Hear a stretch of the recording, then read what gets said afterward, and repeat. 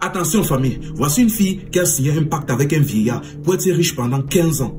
Mais elle a été piégée et 5 ans plus tard, ils sont venus la récupérer. Histoire vraie, l'affaire se passe en Côte d'Ivoire. Et pour ceux qui se demandent comment j'ai fait pour savoir ça, je voulais aussi faire le pacte. Mais arrivé à mon tour, l'argent était fini.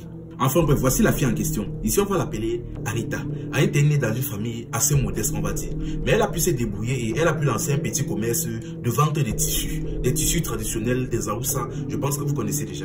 C'était là mais bon, elle s'en sortait assez bien. C'était là mais elle n'arrivait pas à joindre les deux bouts. Elle a bataillé fatiguée, elle a même essayé de faire plusieurs jobs de côté et qu'on sort, ça ne donnait pas. Sa situation ne donnait pas et elle avait un grand amour de l'argent. Elle voulait être riche. C'était quelqu'un qui voulait donc c'était quelqu'un qui voulait absolument être riche. Un jour, donc, une de ses clientes les plus récurrentes, en venant acheter son tissu, ils ont commencé, vu qu'ils se connaissaient déjà bien, ils ont commencé à discuter et elle a commencé à raconter ses problèmes à la femme en question. Bon, vous savez ce qu'on dit, c'est toujours dans des moments troubles que le diable vient faire ses propositions. Après avoir fait expliquer sa situation à sa cliente lui a dit que, ah, toi aussi. Il dit que, bon, tu sais, moi je peux t'aider. Je connais un monsieur, un vieux monsieur là, qui est capable de te rendre riche. Je dis, le monsieur là est très puissant. Il est capable de rendre les femmes comme toi très riches. Mais tu dois comprendre que tu dois sacrifier quelque chose. Donc moi je te dis ça en avance. Pour que après peut-être quelque chose se passe là-bas, tu ne viens pas dire que je... Dès qu'elle a entendu ça, elle était surexcitée. Elle ne voulait plus rien comprendre. Elle a demandé donc des informations sur le monsieur. Sa cliente lui a expliqué d'où il se trouvait et qu'on sort. Il se trouvait dans un village un peu proche de la localité. Sans tarder, donc dans la même journée, donc, elle s'est préparée donc, et elle s'est dirigée vers le village en question. Elle a pris un taxi, elle est arrivée et elle est entrée vers une zone. Puis s'est enfoncée dans une brousse, selon les indications de sa cliente. Et elle est arrivée vers une maison délabrée. Une maison qui était littéralement sur le point de tomber et elle était enroulée de fils rouges. Elle a vu ça à distance, elle a commencé à douter, elle a dit que non. Comment est-ce qu'un monsieur qui est censé me rendre riche, il habite dans ce genre d'habitation-là? Elle a dit que non, c'est suspect. Elle a d'abord voulu partir, mais elle a vu un vieillard sortir. Il a dit, viens, je connais tes problèmes. Bon, elle s'est avancée donc. On dit souvent qu'il ne risque rien à rien. Elle s'est avancée, elle est entrée à l'intérieur et avant qu'elle n'ouvre la bouche, le monsieur en question lui a dit qu'il ne t'inquiète pas, je connais déjà tous tes problèmes.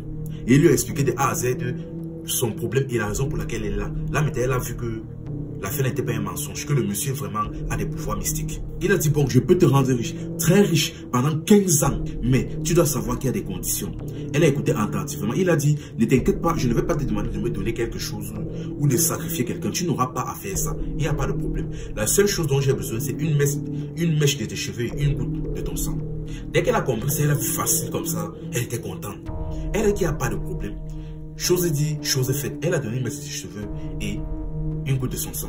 Dès que c'est terminé, il a dit à la jeune fille, maintenant ce qui se passe, c'est que voici les conditions que tu devras respecter. Il a cité les conditions et il a dit, ce qui se passe, c'est qu'après 15 ans de richesse, quelque chose va t'arriver. Je t'ai dit ça en avance. Elle a dit, ok, il n'y a pas de problème. Et il a dit, mais tu devras respecter certaines conditions. Il a commencé à citer les conditions et il a dit, tu dois savoir une chose.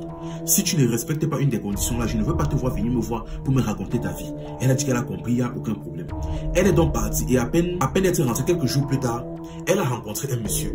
Le monsieur, c'était un monsieur riche, extrêmement riche. Il a vu, on ne sait pas, c'est comme si on connaissait déjà la vie de la femme en question. Il est parti vers la femme, il a commencé à la draguer et à peine seulement 2 semaines de relation, il est parti légaliser la femme. Rapidement comme ça pour rien. C'est ainsi donc qu'à partir de cet homme-là, elle est devenue riche, une femme riche. Son business a commencé à subitement commencer à fleurir. Elle a commencé à acheter des terrains, construire des maisons, acheter des voitures même pour sa famille. Elle a mis toute sa famille et ses frères à l'aise. Tout se passait bien dans sa vie. Sauf que bon, vous savez ce qu'on dit, 90 jours pour le voleur et 1 jour pour le grand patron. Du jour au lendemain comme ça, elle a commencé à tomber malade. Elle a commencé à tomber gravement malade. C'est-à-dire, son corps avait commencé à sécher et elle commençait à faner. Elle est partie à l'hôpital pour comprendre ce qui se passe. Elle part à l'hôpital, on lui dit que... les médecins, on fait tout, on l'obsculte, on scanne même son corps, on fait tout, on ne voit rien. Elle change d'hôpital, elle part dans les plus grands hôpitaux d'Abidjan. Elle tourne fatiguée, elle ne trouve pas, on lui dit qu'on ne voit pas la maladie. Elle tourne fatiguée, elle tourne fatiguée. Finalement là, à un moment donné, elle-même s'assoit, elle commence à réfléchir. Elle se dit que non, peut-être que ça, c'est un rapport avec le pacte que j'avais signé il y a 5 ans là. Elle dit que peut-être que c'est un rapport avec ça, mais après elle dit que non. Déjà de 1, les 15 ans qui étaient censés être prévus ne sont même pas encore passés. Nous ne sommes même pas à la moitié des 15 ans. Et de 2, même si c'était ça, j'ai toujours mon argent, mes affaires se passent toujours bien. Donc ça ne peut pas être ça. Elle est donc restée comme ça, elle a continué à faire les tours des hôpitaux, mais sa maladie s'aggravait. Et à un moment donné, là, elle a compris que non, c'est bizarre, que ce n'est pas simple. Elle a donc décidé d'aller retourner chez le vieillard en question. Elle a pris donc son véhicule, elle s'est dirigée vers le village en question et elle a revu. En arrivant donc près de la maison du monsieur, rien n'avait changé. Sa maison était toujours là sur le point de s'écrouler. Et elle a vu le vieillard à l'extérieur, mais quand elle a vu à distance, ses yeux étaient bizarres, ses yeux étaient comme pour un démon. En fait, c'était le vieillard, mais c'est comme si ce n'était pas le vieillard. Le monsieur l'a regardé comme ça, et elle était effrayée. Il a dit, viens.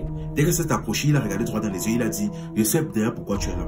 Tu dois savoir une chose, le pacte qu'on avait signé ensemble là. Ce qui se passe, c'est que normalement, c'était censé faire 15 ans, mais les esprits ont décidé de te prendre plus tôt que prévu. Donc, sache que dans les 30 jours qui suivent, tu vas décéder.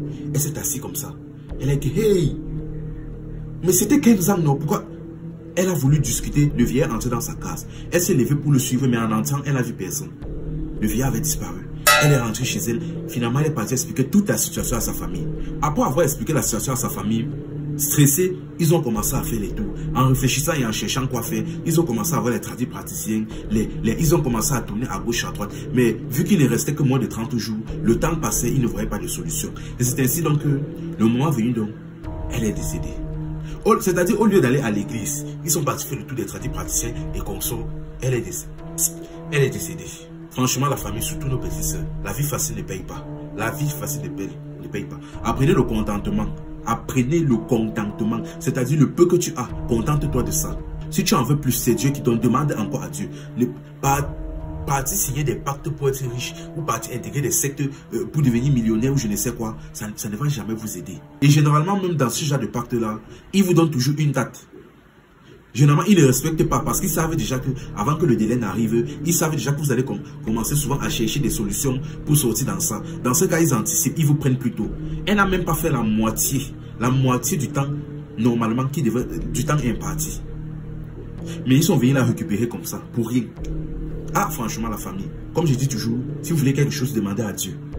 C'est le seul qui va vous donner sans vous demander, sans vous poser des conditions bizarres et comme ça. Demandez à Dieu. Et la vie facile ne paye pas. Franchement, la famille. Des histoires comme ça, j'en ai tous les jours. Ça me dépasse. Enfin bref, comme on dit souvent, you cherch, you trouve. Elle a cherché, elle a trouvé. C'était Info et Amusement. Ici, on s'informe et on s'amuse.